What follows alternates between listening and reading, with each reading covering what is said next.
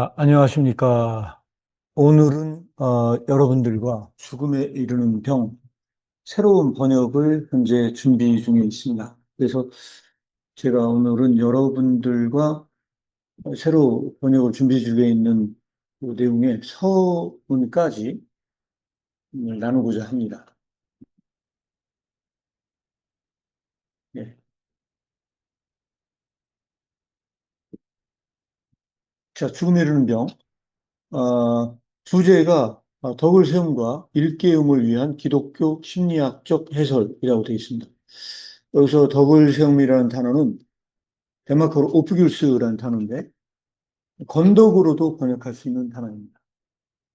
그다음에 일깨움은 오베클스라는 단어인데 이것은 부흥, 각성이라는 것으로도 번역이 가능합니다. 어떤 것으로 번역을 하는 것이 좋을지 좋은 아이디어를 주시면 번역어를 선택을 하도록 하겠습니다. 지금 현재는 덕을 세움과 일깨움을 위한 기독교 심리학적 해설 이렇게 번역을 해놓은 상태입니다. 모토는 저게 이제 독일어로 되어 있는 것으로 알고 있습니다. 우리나라 말로 옮기면 주여 우리에게 무익한 것들에 대하여는 흐린 눈을 당신의 모든 진리에 대하여는 밝은 눈을 주소서 이렇게 되어 있습니다. 키르케고르의 작품은 가끔 모토가 굉장히 중요한 역할을 하는데요.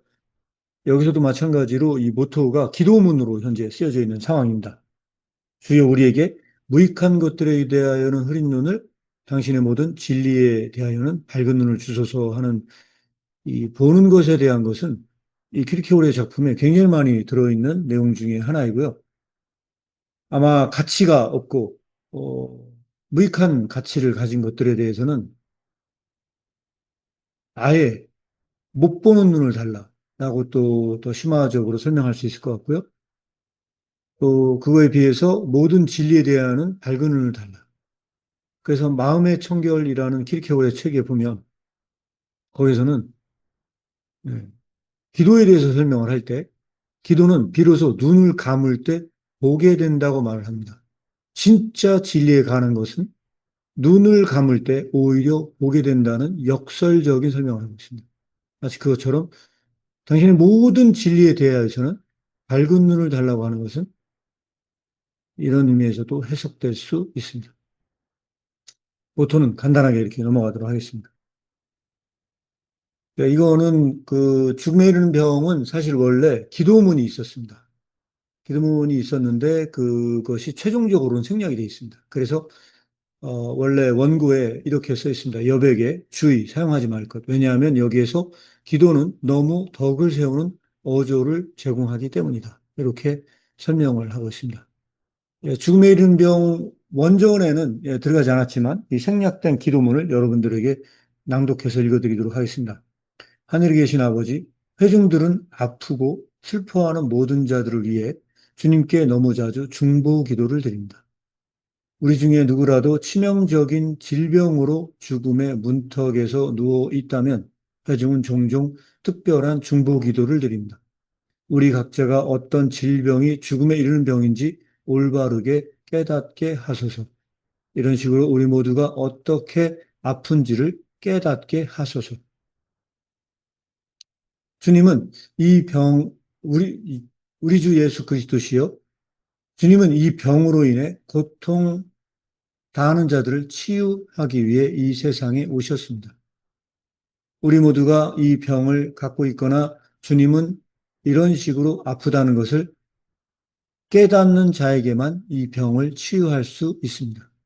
이 병 가운데 있는 우리가 주님을 의지함으로써 치유받을 수 있도록 도와주소서. 성령님이신 하나님이여 우리가 정직하게 치유되기를 원할 때 성령님은 우리를 도우러 오십니다. 성령님이여 의사의 도움을 거절하며 파멸에 이르는 것이 아니라 의사에게 남을 수 있도록 우리와 함께 하소서. 이 병으로부터 구원하소서. 의사와 함께 하는 것이 이 병으로부터 구원받는 것이기 때문입니다. 우리가 의사와 함께 있을 때만 구원받을 수 있기 때문입니다. 1848년에 이렇게 죽음에 이르는 병을 쓸 당시에 이 기도문을 넣으려고 했으나 최종적으로 생략되어 있습니다. 그런데 이 마지막에 뭐라고 되어 있습니까? 성령님이신 하나님이여 우리에게 치유되기를 원할 때 성령님은 우리를 도우러 오십니다. 성령님께 구하는 기도입니다. 의사의 도움을 거절하며 파멸에 이르는 것이 아니라 의사에게 남을 수 있도록. 그렇다면 여기서 얘기하는 의사는 과연 누구일까요? 이 의사는 성령님일 수도 있고요. 예수 그리스도일 수도 있습니다. 예수님은 이 병으로 인해 고통당하는 자를 치유하기 위해서 이 세상에 오신 분이시기 때문에 키르케고르는 이 죽음에 이른 병을 쓸 때 중요한 예수 그리스도의 사역과 성령님의 사역을 생각하고 이 죽음에 이르는 병을 썼다. 여러분들은 이것을 기억하셔야 됩니다. 아마 이런 이야기를 하는 분들이 많지 않을 겁니다. 그러나 이 기도문은 굉장히 중요한 측면이 있습니다. 죽음에 이르는 병은 이 정도로 기독교적인 저작이다. 이렇게 보시면 될 것 같습니다.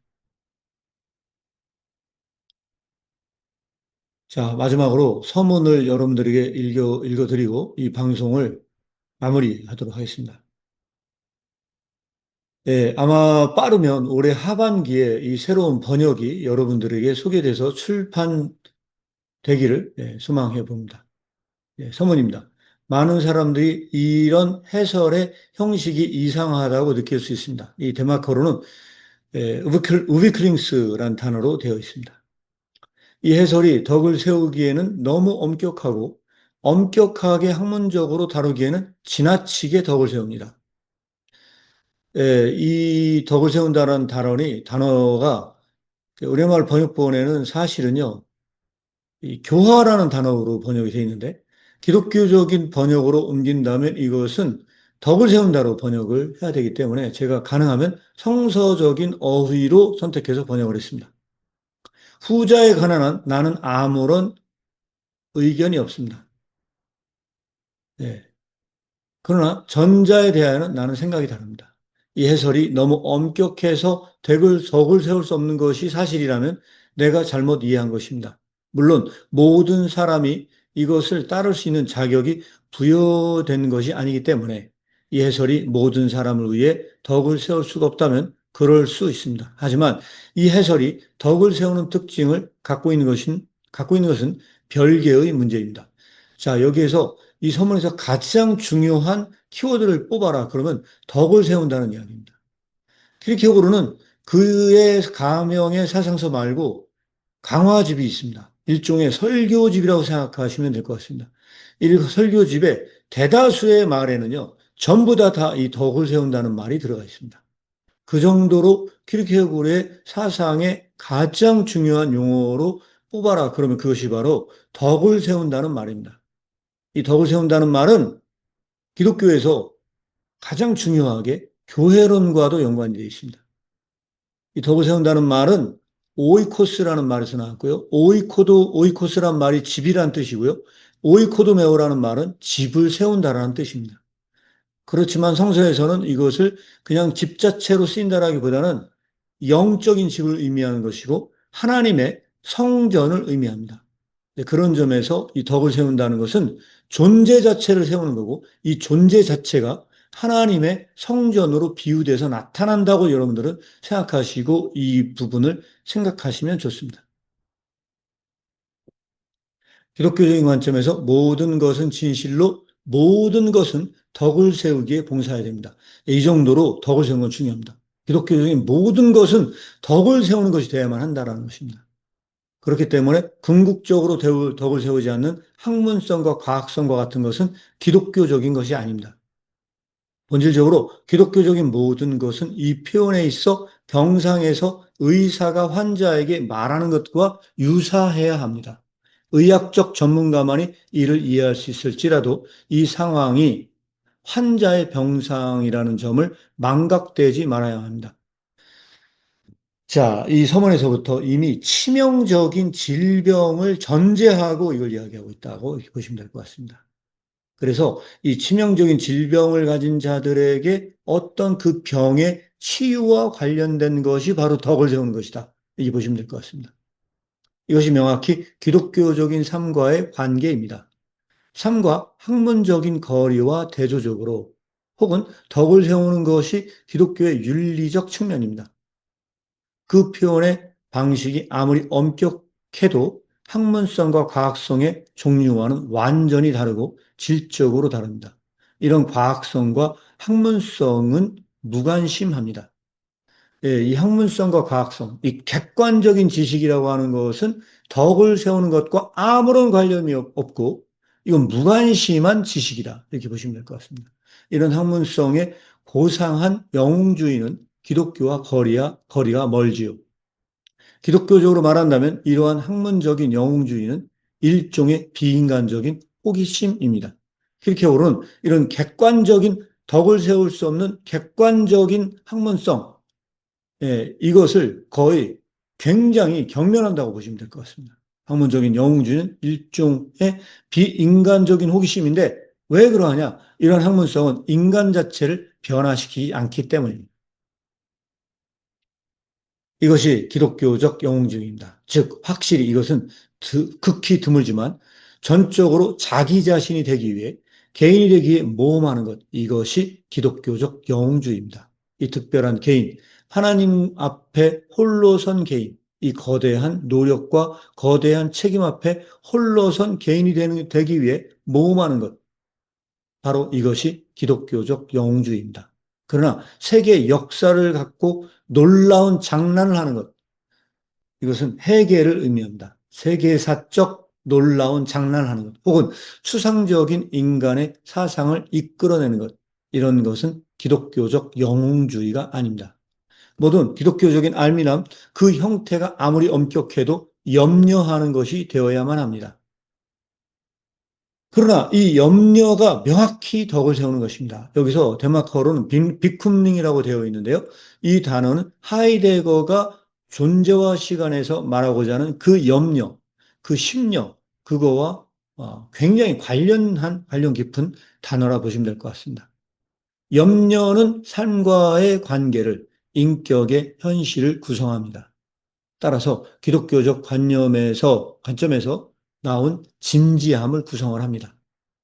그런데 여기서 이 염려하는 것이 명확히 덕을 세우는 것인데 학문성과 과학성과 같은 경우는 이런 염려하는 것과 아무런 관련이 없기 때문에 기독교적 덕을 세우는 것과 관련이 없다. 이렇게 보시면 될 것 같습니다. 기독교적 관점에서 무관심한 지식의 고상함은 더 진지해지는 것과는 거리가 멉니다. 기독교적으로 본다면 그런 지식의 고상함은 장난에 불과하고 일종의 병입니다. 한편 진지함이 덕을 세우는 것입니다. 자, 여기서 중요한 키워드가 하나 나오는데 키르케고르 사상에서 가장 중요한 단어 중에 하나가 바로 이 진지함입니다. 이 진지함이 덕을 세우는 것이다. earnestness, 영어에서 표현되어 있는 이 단어가 굉장히 중요한 부분을 담고 있다. 이렇게 보시면 될 것 같습니다. 따라서 한편으로는 이 작은 책은 신학생도 쓸 수 있는 것입니다. 하지만 다른 한편으로 대학교 교수라 하더라도 쓸 수 없는 것이죠.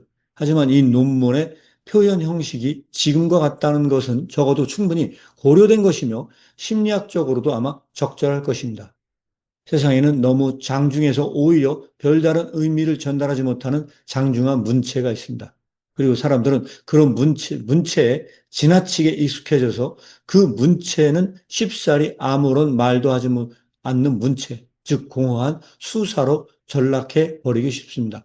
아마도 그 당대에 그 철학적인 용어들이 전부 다 이런 그런 만연체 형식으로 되어 있었고요. 특히 해겔 철학이 그랬습니다. 아마 그런 거에 대한 이 비판이 담겨져 있는 얘기가 이 내용이라고 보시면 될 것 같습니다. 불필요한 것 같지만 그럼에도 불구하고 한마디만 더 하겠습니다. 마지막으로 이 책의 제목에서 말하듯이 전체 책에서 절망은 치료가 아닌 병으로 해석되고 있는 것을 언급할 수 있습니다. 절망은 그 정도로 변증법적입니다. 따라서 기독교적인 용어로 죽음은 영적으로 가장 깊고 비참한 상태를 위한 표현입니다. 하지만 절망의 치료는 단순히 죽는 것이고 세상에 대하여 죽는 것입니다. 1848년. 예, 킬케고르가 1848년에 이 서문을 썼습니다. 이 마지막 결론이 굉장히 중요한 이야기입니다. 결국 죽음에 이르는 병은 절망이고 이 절망은 치료가 아닌 병으로 해석되고 있다는 점을 언급할 수 있다. 절망은 그 정도로 변증법적이다. 라고 얘기를 하면서 이 병을 치유할 수 있는 방법은 딱 한 가지가 있다는 겁니다. 이 절망의 치료는 죽는 것이고 이 세상에 대하여 죽는 것이다. 영적으로 죽는 것이다. 이것이 이 병에 대한 치유다. 바로 이것이 서문이고요. 이 서문에 모든 결론이 다 집약되어 있다. 이렇게 보시면 될 것 같습니다. 네, 간략하게 오늘은 이렇게 서문까지 새로운 번역으로 여러분들에게 돌아왔습니다. 그러니까 이후에 시간이 된다면 중요한 구절을 이렇게 읽어드리고 제가 이 부분에 대한 주해를 여러분들에게 달도록 하겠습니다. 예, 죽음에 이르는 병에 대해서 관심 있는 분들 많은 시청 부탁드리겠고요. 이후에 새로운 번역으로 여러분들에게 다시 한번 예, 찾아오겠습니다. 지금까지 시청해주신 모든 분들께 감사드리며 방송을 마치겠습니다. 감사합니다.